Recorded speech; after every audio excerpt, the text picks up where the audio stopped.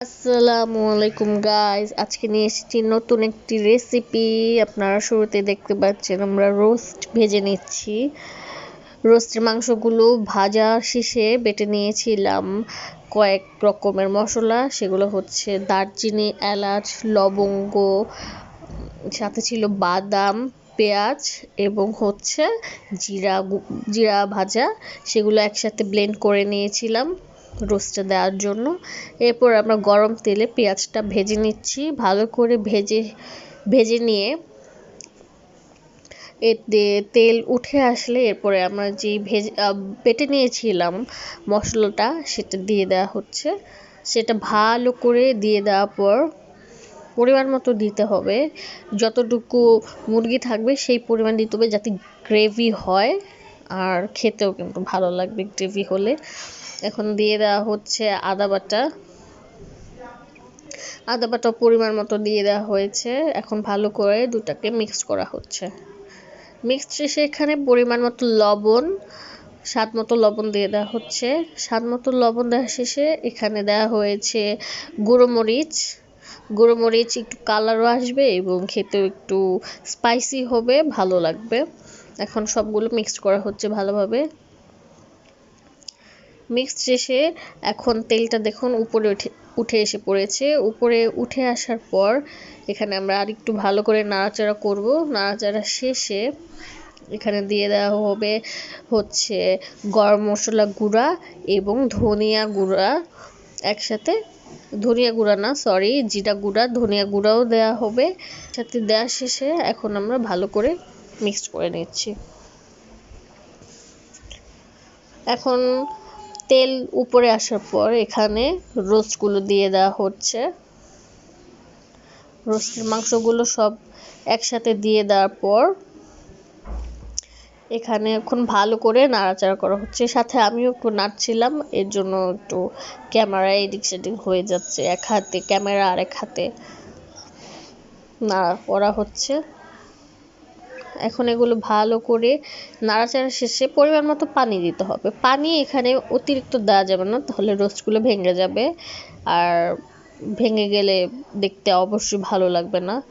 এখন পরিমাণ মতো দেওয়া শেষে মরিচ দেওয়া হয়েছে, কাঁচামরিচ কয়েকটি। কাঁচামরিচ শেষে এখন ভালো করে নাড়াচাড়া করা হচ্ছে। নাড়াচাড়া শেষে এখন আমাদের রোস্ট কমপ্লিট। এখন গরম তেলে পেঁয়াজ ভেজে নেওয়া হচ্ছে, সাথে তেজপাতা, লবঙ্গ, এলাচ।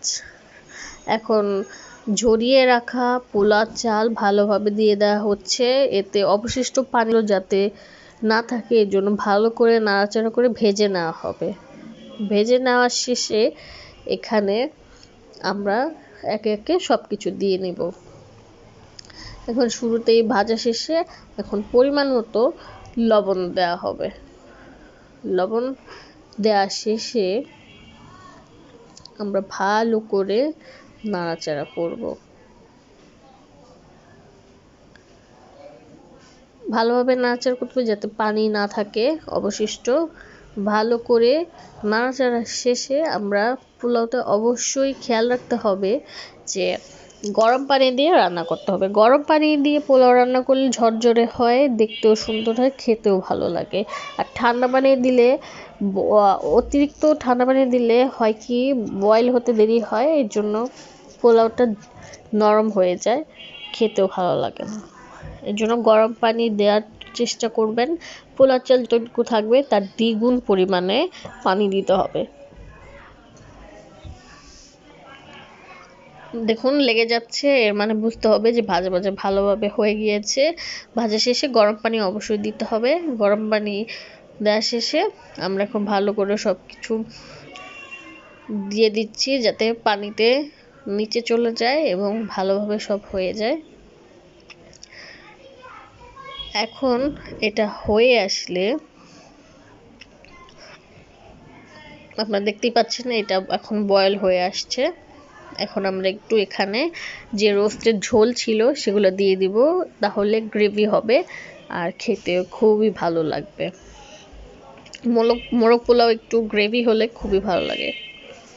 এখন এখানে ভালোভাবে নেড়ে চেড়ে দেওয়া হচ্ছে ঝোলটাকে, যাতে সব জায়গায় পৌঁছায় এবং খেতেও ভালো লাগে।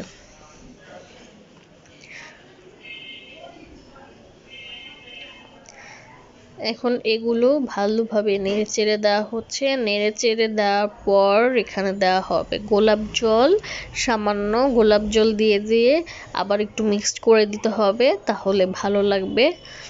গোলাপ জলের ঘ্রাণে কিন্তু খেতে আরও বেশি মনে চায়, আপনারা অবশ্যই দিবেন। এখন দেখেন পানিটা শুকিয়ে গিয়েছে।